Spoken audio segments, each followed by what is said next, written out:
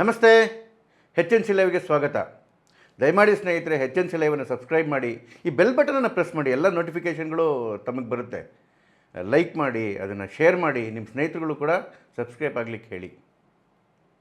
ಉಪಚುನಾವಣೆಗಳು ಮುಗಿದಿದೆ. 3ಕ್ಕೆ 3 ಸೀಟನ್ನು ಕಾಂಗ್ರೆಸ್ ಗೆದ್ದಿದೆ. 136 ಸಂಖ್ಯೆ ಅಭೂತಪೂರ್ವವಾದ ಸಂಖ್ಯಾಬಲ ಇತ್ತು, ಅದಕ್ಕೆ ಮತ್ತೆ 2 ಆಡಪ್ಪಾಗಿ ಈಗ 138 ಆಗಿದೆ. ಇಡೀ ಸರ್ಕಾರಕ್ಕೆ ಭಾರ ಆಗೋಷ್ಟು 138 ಸಂಖ್ಯೆ ಇದ್ರೂ ಕೂಡ ಈಗ ಜನತಾದಳದ ಬುಡಕ್ಕೆ ಕೈ ಹಾಕಿದ್ದಾರೆ ಸಿದ್ದರಾಮಯ್ಯನವರು. ನಾವು ನ್ಯೂಸ್ ನೋಡ್ತಾ ಇದ್ದೀವಿ, ಯಾವ ರೀತಿ ಜಿ ಟಿ ದೇವೇಗೌಡ ಕೋಟೆಯಿಂದ ನರ್ತನ ಮಾಡಿಸ್ತಾ ಇದ್ದಾರೆ. ಕರ್ನಾಟಕದ ಬಫೂನ್ ಸಿ ಎಂ ಇಬ್ರಾಹಿಂ ಕೂಡ ನಿನ್ನೆ ಹೋಗಿನ ಸರ್ಕಸ್ ಮಾಡ್ಕೊಂಡು ಬಂದರು ಜಿ ಟಿ ದೇವೇಗೌಡರ ಮನೇಲಿ. ಇವತ್ತು ನಾಳೆನೋ ಜಿ ಟಿ ದೇವೇಗೌಡರು ದಳ ಹೊಡಿತಾರೆ ಅಂತ ಅನಿಸ್ತಾ ಇದೆ. ಯಾರು ಕಾರಣ ಇದಕ್ಕೆ? ಇಷ್ಟೊಂದು ಸಂಖ್ಯೆ ಇದ್ರೂ ಕೂಡ ಸಿದ್ದರಾಮಯ್ಯನವರು, ಸಿ ಡಿ ಶಿವ ಅವರು ಯಾಕೆ ದಳಕ್ಕೆ ಕೊಡ್ಲಿಲ್ಲ ಹೊಡಿತಾ ಇದ್ದಾರೆ? ಇದು ಅರ್ಥ ಆಗಬೇಕು ಅಂತ ಹೇಳಿದ್ರೆ ಸ್ವಲ್ಪ ಸಿದ್ದರಾಮಯ್ಯನವರ ಹಿಸ್ಟ್ರಿ ಅರ್ಥ ಆಗಬೇಕು. ವಿಘ್ನ ಸಂತೋಷಿ ಇವರು, ಯಾರು ನೆಮ್ಮದಿಯಾಗಿ ಖುಷಿಯಾಗಿರೋದು ಇವ್ರಿಗೆ ಸಹಿಸ್ಕೊಳ್ಳೋಕ್ಕೆ ಆಗಲ್ಲ.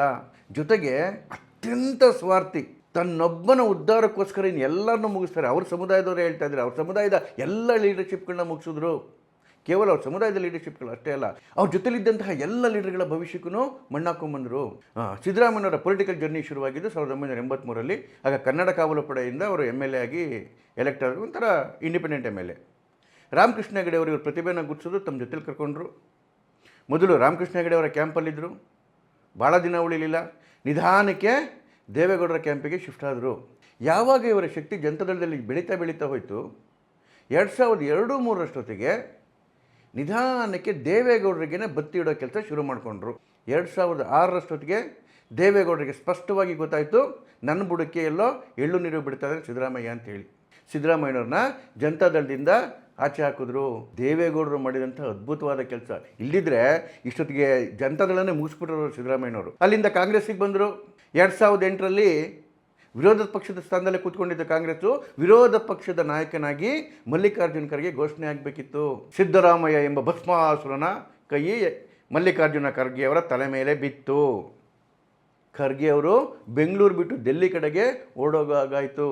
ಆ ಜಾಗದಲ್ಲಿ ಸಿದ್ದರಾಮಯ್ಯ ಪ್ರತಿಷ್ಠಾಪನೆ ಆಯಿತು. ಅದಾದಮೇಲೆ 2013ರಲ್ಲಿ ಆಗ KPCC ಅಧ್ಯಕ್ಷ ಆಗಿದ್ದರು ಜಿ ಪರಮೇಶ್ವರ್ ಅವರು. ಅವರು ಮುಖ್ಯಮಂತ್ರಿ ಆಗಬೇಕಿತ್ತು. ಆದರೆ ನಮ್ಮ ನವಭಸ್ಮಾಸುರನ ಕೈ ಪರಮೇಶ್ವರವರ ತಲೆ ಮೇಲೆ ಬಿತ್ತು. ಪರಮೇಶ್ವರವರ ಕತೆ ಮುಗೀತು. ಹೇಗೆ ಇವರ ಮಗ ರಾಕೇಶ್ ಗೊರವನಹಳ್ಳಿಲಿ ಕೂತ್ಕೊಂಡು ಇಡೀ ಕೊರಟಗೆರೆ ವಿಧಾನಸಭೆಯಲ್ಲಿ ಆಟ ಆಡಿದ್ರು, ಹೇಗೆ ಗೆಲ್ಲಲೇಬೇಕಾಗಿದ್ದಂಥ ಪರಮೇಶ್ವರ್ ಸೋತು ಸುಣ್ಣ ಆದರು.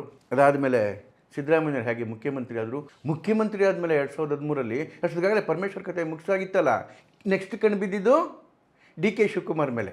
ಆಗ ಕೇಂದ್ರದಲ್ಲಿ UPA ಸರ್ಕಾರ, ಅಧಿನಾಯಕಿ ಸೋನಿಯಾ ಗಾಂಧಿ, ಬಲಿಷ್ಠವಾದ ಹೈಕಮಾಂಡ್ ಅಷ್ಟು ಬಲಿಷ್ಠವಾದರೂ ಕೂಡ 6 ತಿಂಗಳು ಮಂತ್ರಿಮಂಡಲದ ಹೊಸ್ಲೊಳಗಡೆಗೆ ಬಿಟ್ಕೊಂಡಿರಲಿಲ್ಲ DK ಶಿವಕುಮಾರ್ಗೆ. DK ಶಿವಕುಮಾರ್ ತಲೆ ಮೇಲೆ ಕೈ ಇಡೋಕೆ ಎಲ್ಲ ಪ್ರಯತ್ನ ನಡೀತಿತ್ತು. ಏನೋ ಶಿವಕುಮಾರ್ ಅದೃಷ್ಟ ಚೆನ್ನಾಗಿತ್ತು, ತಪ್ಪಿಸ್ಕೊಂಬಿಟ್ರು. 6 ತಿಂಗಳು ಮಿನಿಸ್ಟ್ರಿಯಿಂದ ಆಚೆ ಇಟ್ಟಿದ್ರು ಸಿದ್ದರಾಮಯ್ಯನವರು.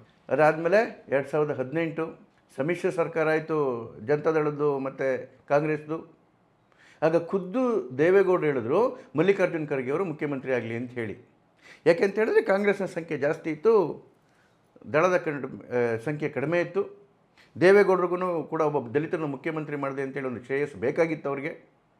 ಇದೆಲ್ಲ ಕ್ಯಾಲ್ಕುಲೇಷನ್ ಮೇಲೆ ಮಲ್ಲಿಕಾರ್ಜುನ ಖರ್ಗೆ ಅವರಿಗೆ ಅರ್ಹತೆ ಕೂಡ ಇತ್ತು ಎಲ್ಲದು. ಮಲ್ಲಿಕಾರ್ಜುನ ಖರ್ಗೆ ಚೀಫ್ ಮಿನಿಸ್ಟರ್ ಆಗಲಿ ಅಂತೇಳಿ ದೇವೇಗೌಡ ಹೇಳಿದ್ರು. ಆಗ ಗುಲಾಂ ನಬಿ ಆಜಾದ್ ಬಂದಿದ್ದರು ಡೆಲ್ಲಿಯಿಂದ. ಸಿದ್ದರಾಮಯ್ಯನವರ ಭಸ್ಮಾಸುರನ ಕೈ ನಿಂತ್ಕೊಂತು. ಮಲ್ಲಿಕಾರ್ಜುನರ ಕತೆ 2ನೇ ಸರಿ ಮುಗೀತು. ಕುಮಾರಸ್ವಾಮಿ ಚೀಫ್ ಮಿನಿಸ್ಟರ್ ಆದರು. ಇವ್ರದೇ ಸರ್ಕಾರ. ಕುಮಾರಸ್ವಾಮಿ ಅವ್ರನ್ನ ಆಡಳಿತ ಮಾಡೋಕ್ಕೆ ಬಿಟ್ರ? ದಿನ ಬೆಳಗ್ಗೆ ಎದ್ರೆ ಬಂಡಾಯ, ದಿನ ಅವ್ರಿಗೆ ಚಿಕ್ಟೋದು, ಇವ್ರಿಗೆ ಚಿಕ್ಟೋದು, ಅಲ್ಲೇನೋ ಹೇಳಿಕೆ ಕೊಡಿಸೋದು, ಅಲ್ಲೇನೋ ಕಿರಿಕ್ ಮಾಡಿಸೋದು. ಕುಮಾರಸ್ವಾಮಿಯವರು CM ಚೇರ್ ಮೇಲೆ ಕೂತಿರೋದು ಇವ್ರ ಕೈ ಸಹಿಸ್ಕೊಳ್ಳೋಕ್ಕೆ ಆಗಲಿಲ್ಲ. ಅಷ್ಟೊತ್ತಿಗಾಗಲೇ ಧರ್ಮಸ್ಥಳದ ಆಡಿಯೋ ಎಪಿಸೋಡ್ ಬಂತು, ಎಲ್ರಿಗೂ ಗೊತ್ತಿರೋದೇನೆ, ಶಾಂತಿವನದಲ್ಲಿ ಏನೇನು ನಡೀತು ಅಂತೇಳಿ. ತಮ್ಮ ಜೊತೆಲಿದ್ದವ್ರನ್ನೇ BJP ಕಡೆ ಕಳಿಸಿದ್ರು. ಅದು ಆಪರೇಷನ್ ಕಮಲ ಅಲ್ಲ, ಅದು ಆಪರೇಷನ್ ಸಿದ್ದು. ಯಾರ್ಯಾರು ಬಂದರು ನೋಡಿ ಆಗ BJPಗೆ. ಇವರ ಪರಮಾಪ್ತ ವಲಯದಲ್ಲಿದ್ದವರೇನೇ, ಎಡಗೈ ಬಲಗೈ ಬಂಟುಗಳು. ಇವ್ರದ್ದೇ ಸಮ್ಮಿಶ್ರ ಸರ್ಕಾರವನ್ನು, ಕುಮಾರಸ್ವಾಮಿಯವರ ಮುಖ್ಯಮಂತ್ರಿ ಸ್ಥಾನವನ್ನು ಮುಗಿಸಿದ್ರು. 23ರಲ್ಲಿ ಮತ್ತೆ ವಿಧಾನಸಭೆ ಚುನಾವಣೆ ಸಂದರ್ಭ. ಮುಖ್ಯಮಂತ್ರಿ ಅಭ್ಯರ್ಥಿ ಯಾರಾಗಬೇಕು? ಸಿದ್ದರಾಮಯ್ಯನವರಾಗಬೇಕಾ, DK ಶಿವಕುಮಾರ್ ಆಗಬೇಕಂತ ಬಂದಾಗ ಯಾರ್ಯಾರ ಕೈಲಿ ಏನೇನು ಮಾತಾಡ್ಸಿದ್ರು DK ಶಿವಕುಮಾರ್ ಬಗ್ಗೆ. HC ಮಹದೇವಪ್ಪ ಒಂದು ಬಹಿರಂಗ ಸಭೆಯಲ್ಲಿ ಹೇಳ್ತಾರೆ, ಮುಖ್ಯಮಂತ್ರಿ ಆಗೋಕ್ಕೂ ಯೋಗ್ಯತೆ ಬೇಕು ಅಂತ ಹೇಳಿ. ಅದರ ಅರ್ಥ ಏನು? ಡಿ ಕೆ ಶಿವಕುಮಾರ್ಗೆ ಯೋಗ್ಯತೆ ಇಲ್ಲ, ಅವ್ರು ಯಾಕೆ ಸಿ ಎಮ್ ಆಗಬೇಕು ಅಂತ. ಜಮೀರ್ ಬಾಯಲ್ಲಿ ಏನೇನು ಹೇಳ್ಸಿದ್ರು, ಆ ಕಡೆ ಸತೀಶ್ ಜಾರಕಿಹೊಳಿ ಬಾಯಲ್ಲಿ ಏನೇನು ಹೇಳ್ಸಿದ್ರು. ಗೆದ್ದು ಮುಖ್ಯಮಂತ್ರಿ ಗಾದಿ ಹತ್ತಿರ ಬಂದಾಗ ಡಿ ಕೆ ಶಿವಕುಮಾರ್ ತಲೆ ಮೇಲೆ ಚಪ್ಪಡಿ ಹೇಳಿದ್ರು. ಜನ ಕೂಡ ಒಳ್ಳೆ ಮ್ಯಾಂಡೇಟ್ ಕೊಟ್ಟರು, 136 ಸಂಖ್ಯೆದು. ಆಮೇಲೆ ಉಪಚುನಾವಣೆ ಬಂದಿದೆ, ಉಪಚುನಾವಣೆಯಲ್ಲಿ ಗೆದ್ದಿದ್ದಾರೆ. ಈಗ ಕಣ್ಣು ಜನತಾದಳದ ಮೇಲೆ ಬಿದ್ದಿದೆ. ಜಿ ಟಿ ದೇವೇಗೌಡರ ಫ್ಯಾಮಿಲಿ ಇದೇ ಮೂಡ ಕೇಸ್ ಒಳಗಡೆ ಒಂದು 125 ಸೀಟು ಗೊಚ್ಕೊಂಡು ಹೋಗಿದ್ದಾರೆ. ಕಪಿ ತಾನು ತಿಂದ್ಬಿಟ್ಟು ಮೊಸರನ್ನ ಮೇಕೆ ಬಾಯಿಗೆ ವರ್ಷಾಗಿದೆ. ಆ ಮೊಸರನ್ನ ಬಾಯಿಗೆ ಒರೆಸ್ಕೊಂಡು ಜಿ ಟಿ ದೇವೇಗೌಡರು ಈಗ ವಿಧಿ ಇಲ್ಲದೆ ಸಿದ್ದರಾಮಯ್ಯರಿಂದ ಹೋಗಲೇಬೇಕಾಗಿದೆ. ಕರ್ನಾಟಕದ ಮಾನಗೆಟ್ಟ ರಾಜಕಾರಣಿಗಳ ಸಾಲಲ್ಲಿ ಇವ್ರದ್ದು ಒಂದು ಹೆಸರು ಸೇರ್ಕೊಳ್ಳುತ್ತೆ ಜಿ ಟಿ ದೇವೇಗೌಡರು. ಯಾಕೆಂದರೆ ನಿಯತ್ತಿಲ್ಲ, ಒಂದು ಸಿದ್ಧಾಂತ ಇಲ್ಲ. ಯಡಿಯೂರಪ್ಪನ ಸರ್ಕಾರ ಇದ್ದಾಗ ಬಿ ಜೆ ಪಿಗೆ ಬಂದರು. ಇವ್ರನ್ನ ಬಿ ಜೆ ಪಿ ಸರ್ಕಾರ KHP ಪ್ರೆಸಿಡೆಂಟಾಗಿ ಮಾಡ್ತು. ಗೃಹ ಮಂಡಳಿಗೆ ಚೆನ್ನಾಗಿ ತಿಂದು ತೇಗಿ ಎಲೆಕ್ಷನ್ ಇನ್ನು 6 ತಿಂಗಳು ಇರಬೇಕಾದ್ರೆ ಮತ್ತೆ ವಾಪಸ್ ಹೊಡೋದ್ರು. ಹೋಗಿ ಮತ್ತೆ ಅಲ್ಲಿ ಹೋದ್ಮೇಲೆ ಎಲ್ಲರೂ ನಿಯತ್ತಾಗಿದ್ದಾರ, ಅಲ್ಲೂ ನಿಯತ್ತಾಗಿಲ್ಲ. ಈಗ ಮೂಡ ಪ್ರಸಾದ ತಿಂದು ದೇವೇಗೌಡರು ಬೆನ್ನಿಗೆ ಚೂರಿ ಹಾಕೋಕ್ಕೆ ಮತ್ತೆ ರೆಡಿಯಾಗಿದ್ದಾರೆ. ಈ ಕಿತ್ತೋಗಿರೋ ರಾಜಕಾರಣಿಗಳಿಗೂ ನಮ್ಮ ಜನ ಹೆಂಗೆ ಓಟ್ ಹಾಕ್ತಾರೋ ಗೊತ್ತಿಲ್ಲ. ಸಿದ್ದರಾಮಯ್ಯನವರೇ, ಒಬ್ಬ ಹೀರೋ ಆಗಿ ನೀವು ರಾಜಕಾರಣದಿಂದ ರಿಟೈರ್ಡ್ ಆಗ್ತೀವಿ ಅಂದ್ಕೊಂಡ್ವಿ, ಆದರೆ ದೊಡ್ಡ ವಿಲನ್ನಾಗಿ ರಿಟೈರ್ಡ್ ಆಗ್ತಾಯಿದ್ದೀರ ರೀ. ನಮಸ್ಕಾರ.